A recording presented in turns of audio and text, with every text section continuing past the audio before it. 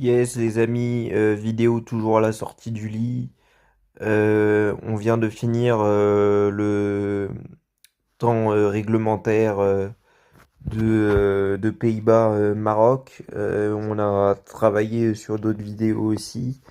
Mais je vais essayer de revenir vite fait ou pas sur le séisme, même si le mot je le trouve pas forcément approprié, mais sur la déflagration de l'élimination de l'Allemagne face au Paraguay.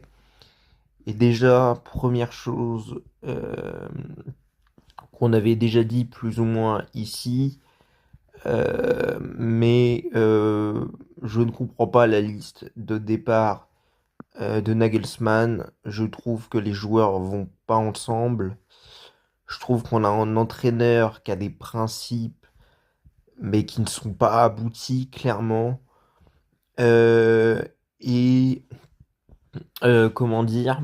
Euh, oui, oui, et puis ouais, il y a des la compo est bizarre quoi. Et quand tu ne quand tu délaisses le poste de gardien comme l'a fait Nagelsmann, parce que clairement, moi, des échos que j'entends sur comment il perçoit l'entraînement, euh, il en avait un peu rien à foutre du poste de gardien jusqu'à ce qu'il se rende compte que ah bah merde. Il en a préparé aucun pour cet événement, que ce soit déjà pour l'Euro 2024, où on avait des suppléants de Manuel Neuer qui n'étaient pas trop préparés pour l'événement au cas où il y aurait une blessure. Et là où tu es obligé de rappeler Manuel Neuer de sa retraite, alors lui ça le dérange pas puisqu'il voulait poursuivre. C'était sa femme pour des raisons personnelles qui voulait pas. Mais donc en fait, quand on n'a rien à foutre, bah, tu te retrouves avec un gardien qui est bon, mais qui clairement pâlit devant des gardiens qui peuvent faire des performances excellentes d'un soir, comme le gardien paraguayen. Et pourtant, le gardien paraguayen est peut-être sur le papier le pire gardien de cette Coupe du Monde.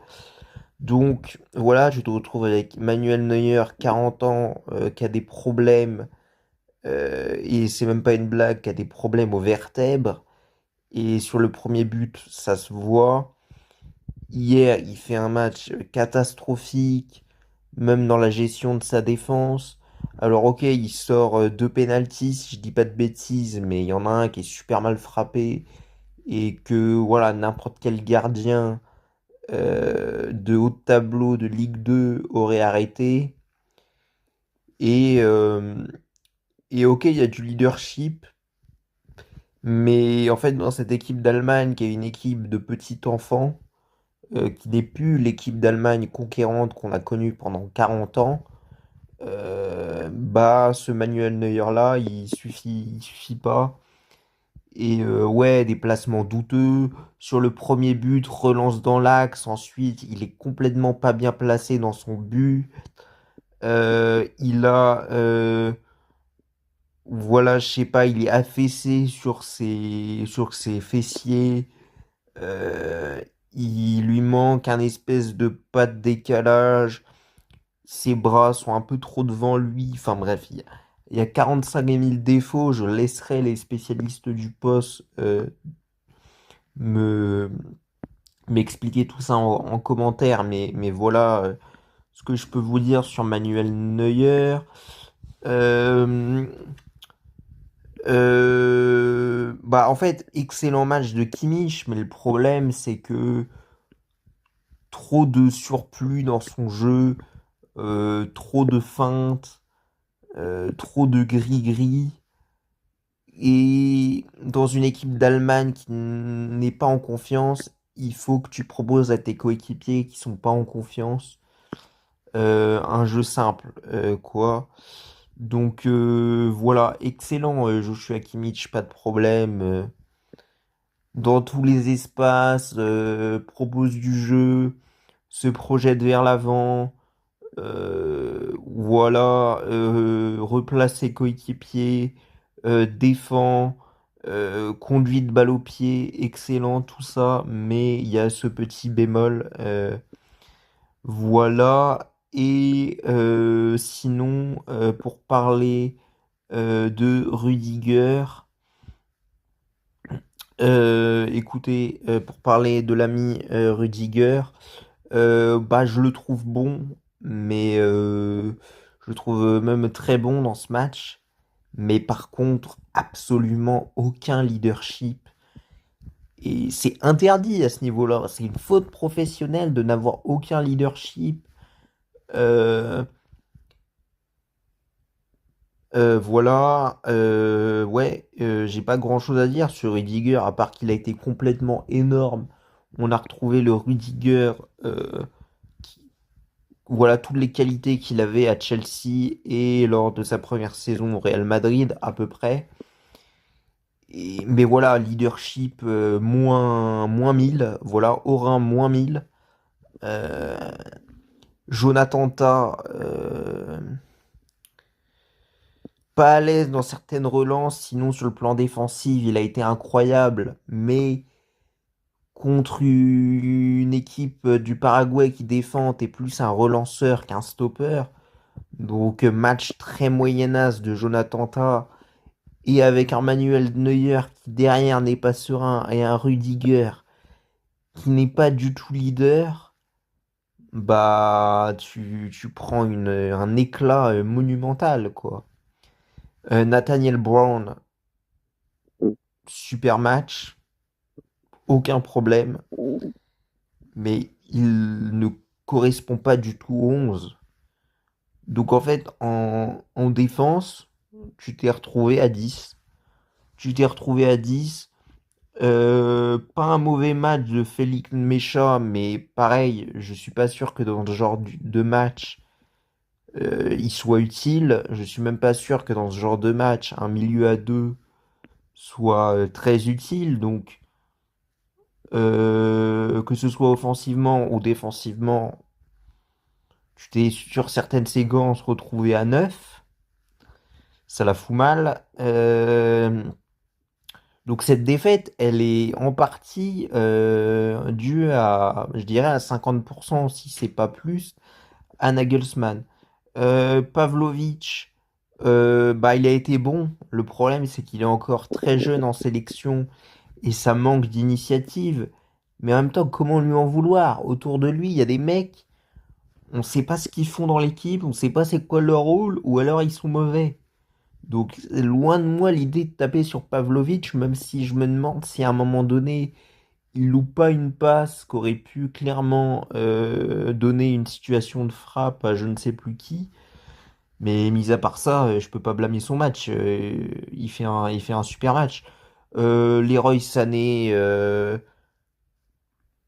bah, en fait, quand tu es obligé de mettre Leroy Sané sur un côté alors qu'il joue à Galatasaray et que ça fait que 6 mois qu'il met les pieds devant et que ça fait 4 saisons avant qu'il mettait plus un pied devant l'autre, ça dit le niveau et la, la liste complètement aberrante que nous a pondu Nagelsmann alors que il y avait des mecs en Bundesliga beaucoup plus armés que Leroy Sané.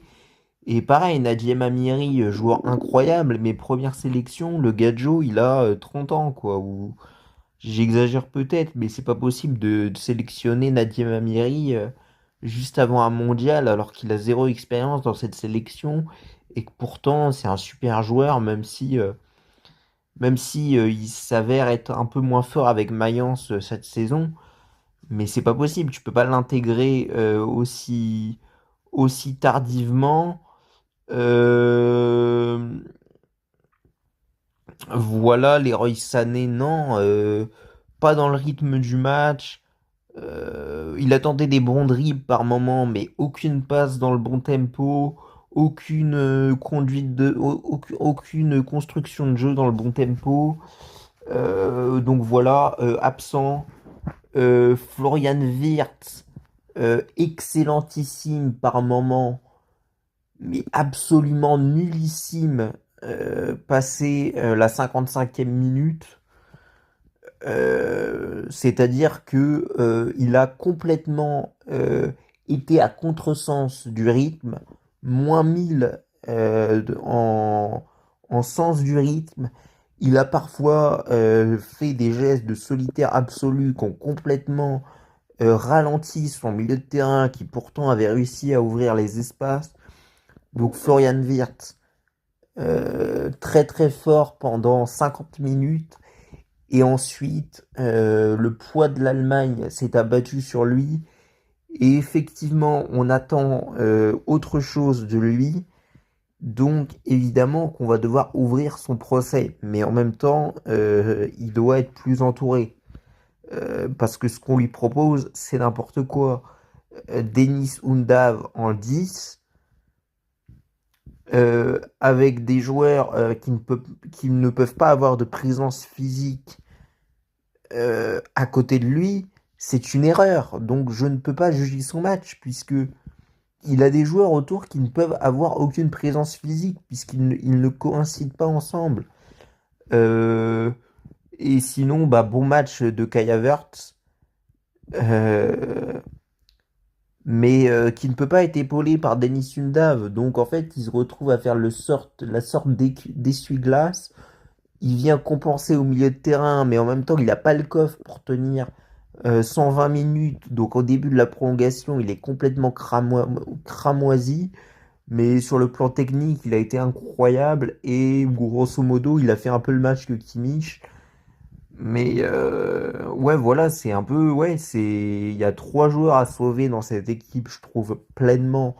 Même s'il y a des joueurs qui ont tenté des trucs. Mais malheureusement, c'est de la faute à Nagelsmann. Voilà les trois joueurs qui ont assuré, Pavlovic, Kimmich, Havertz.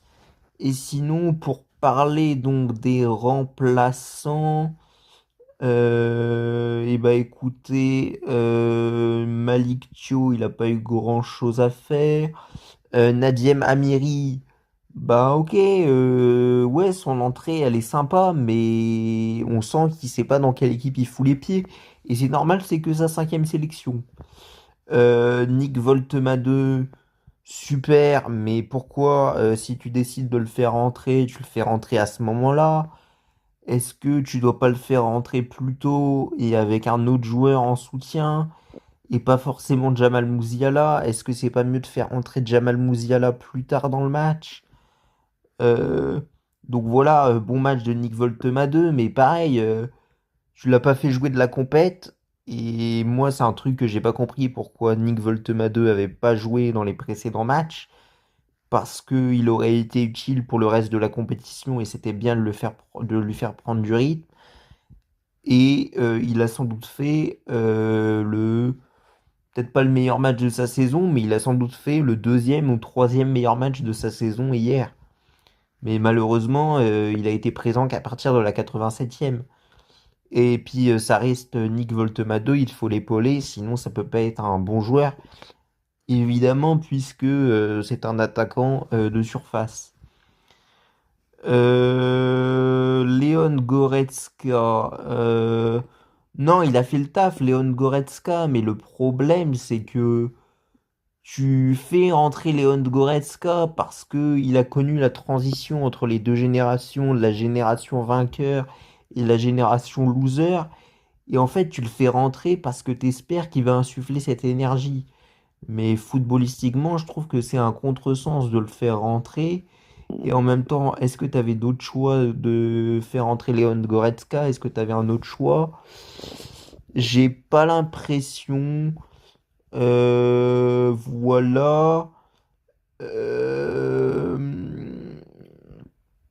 Euh, pareil, Valdemar Anton, le faire rentrer sur un côté, ça n'a aucun sens. Ça a totalement déstabilisé les joueurs. Et l'équipe d'Allemagne a été complètement à la ramasse. Alors bien sûr, elle a réussi à jouer sur ses qualités individuelles et sur une équipe du Paraguay qui était complètement cramée en face. Mais Valdemar Anton sur un côté, ça n'a aucun fucking sens. Après, je sais bien que la blessure de Schlotterbeck, et ça on le savait, risquait de mettre l'Allemagne dans la panade. Et de toute façon, que ce soit contre la Suède ou contre la France, je ne les voyais pas passer les huitièmes de finale. Mais voilà. Mais sinon, oui, j'ai rien à dire sur Leon Goretzka individuellement. C'est juste qu'il a rien à foutre dans cette équipe à ce moment-là, quoi, à la 45e. Très bonne entrée de Jamal Musiala. Mais pareil, dans cette équipe pas épaulée, pas conseillé par Florian Wirtz. euh, voilà, il a jamais joué avec Amiri, donc à un moment donné, il se retrouve perdu sur le terrain. Enfin, donc il n'y a rien qui va. Pourquoi Angelo Stiller ne joue pas et qu'on me raconte pas que oui, à l'entraînement, il fait pas d'effort. Je veux bien l'entendre, ça. Mais regarde la gueule de ton effectif. Angelo Stiller, il doit rentrer sur le terrain. David Rome, pourquoi il rentre pas sur le terrain? Ouedraogo, pourquoi il a aucune minute de jeu? Pascal Gross, je peux comprendre, mais il sera toujours mieux que certains qui sont rentrés. En tout cas, il correspondra mieux au système. Jamie Leveling, son utilisation dans ce mondial, elle a été catastrophique. Il est rentré à des moments pas opportuns. Voilà. Et sinon, est-ce que j'ai quelque chose à ajouter sur l'équipe du Paraguay? Qui c'est qui a fait un énorme match? Pas forcément le gardien qui a plus profité des excellents matchs de sa défense, mais gros match, qu'est-ce que j'ai à dire? Énormissime match de Bobadilla. Voilà. Énorme match de Kubas. Énorme match de Enciso. Euh, bon match de Avaios. Euh, Pas forcément très bon match de Almiron. Euh, Très bon match de Alonso parce que ça a été un leader incroyablissime. Et voilà, il a donné une leçon de leadership à Rudiger. Et si Rudiger veut remettre une pièce dans la machine de sa carrière qui est en train de dégringoler complet, il faut qu'il regarde le match de Junior Alonso qui pourtant par moment a été un peu aux abois défensifs. Euh, grosse partie de match par moment de Canalé qui s'est un peu éteint par moment, mais par moment il a été complètement énorme. Idem pour Gustavo Gomez. Voilà. Bon match de Galarza sans plus. Voilà. Bon match de Caceres défensivement, même si je pense que son remplaçant est peut-être plus à même d'occuper ce poste. Mais je trouve qu'il a bien fait le taf quand même. Donc en fait, une équipe moyennasse de l'Uruguay a rivalisé avec une équipe... Enfin, rivalisé. On est sur un léger braquage quand même sur ce match, puisque les Paraguayens ont collectivement été quand même en difficulté par les trois quatre individualités intéressantes de l'Allemagne. Mais voilà, on est plutôt sur un braquage, mais ils ont quand même rivalisé une équipe moyenne avec l'équipe d'Allemagne. C'est pour dire à quel point cette équipe d'Allemagne est toute pourrie comme du fromage qui pue, comme diraient les enfants. Voilà. Écoute, bah sinon, non, qu'est-ce qu'on a vu d'intéressant sur le banc sinon? Si, Mauricio, il a été bon, et voilà, et Oreda a été bon en fait. Voilà, Velasquez par contre, alors à la place. Et non, dernier point que je voulais souligner, je trouve que clairement à la fin du match, à la fin des prolongations, on sent clairement des Allemands conquérants et des Paraguayens plutôt tendus par l'événement. Et malheureusement, l'ami Nagelsmann a décidé de partir dans tous les sens pendant sa causerie de pré, de comment? De pré-séance de tir au but. Et à partir de ce moment-là, on a senti au moment où ils ont dû se mettre en ligne et le premier tireur a dû avancer vers le point de pénalty, on a senti que le discours nauséabond de Nagelsmann, parce que même si je parle pas du tout un mot d'allemand, on sent que son discours est complètement nauséabond et que c'était déjà le cas à l'Euro 2024 dans une moindre mesure, mais que ça a été le cas pendant toute la campagne de qualif à la Coupe du Monde. On sent que ce discours où le mec est une espèce de pied électrique, s'énerve par moments, il est gentil comme un agneau, tout doux, cette espèce de schizophrénie. Alors bien sûr, je ne viens pas dire qu'il est schizophrène, mais cette espèce de schizophrénie dans l'attitude fait perdre totalement confiance à ses joueurs. Et alors qu'ils avaient clairement le momentum, je vous assure, pour remporter cette séance de tir au but, bah, les compteurs ont été mis à zéro à partir du moment où le premier tireur a touché le ballon.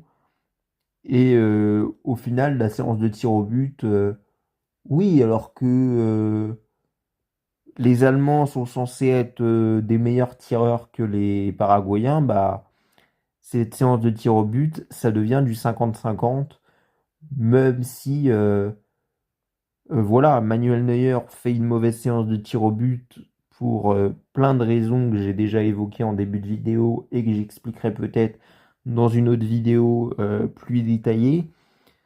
Et par contre, oui, même si je trouve qu'il fait pas un excellent match, contrairement à ce que j'ai pu entendre sur plein d'aspects du jeu, énorme séance de tir au but du gardien paraguayen. Voilà, défensivement. Contrairement à Manuel Neuer, ça a été un leader pour son équipe. Donc en fait, ce qui explique cette victoire du Paraguay, c'est son efficacité dans les passes et dans les contrôles au milieu de terrain, son, son excellent collectif en défense, c'est-à-dire qu'ils sont soudés les uns les autres, des performances individuelles all-time pour moi dans l'histoire de la Coupe du Monde, j'ai pas peur de le dire, j'en ai cité quelques-unes. Et voilà, un gardien de but complètement prêt à ce genre d'événement, ça s'est vu par contre. J'en doutais pas trop, mais par contre, le seul truc dont je doutais pas avant la causerie catastrophique de Nagelsmann, c'était que les Allemands allaient bien tirer les tirs au but. Et malheureusement, Nagelsmann a tout gâché. Et je crois qu'on finira la vidéo là-dessus. Et ce soir, c'est toute l'Allemagne qui pleure. Et par contre, si vous me posez la question, on verra le match de ce soir. Si c'est la Suède, ça peut peut-être aller en quart contre le Paraguay. Le Paraguay peut peut-être aller en quart, pardon. Par contre, si c'est l'équipe de France, je vois pas dans quel monde, mais absolument pas, je ne vois pas dans quel monde le Paraguay va en quart de finale. Donc voilà, je vous laisse, bisous, prenez soin de vous.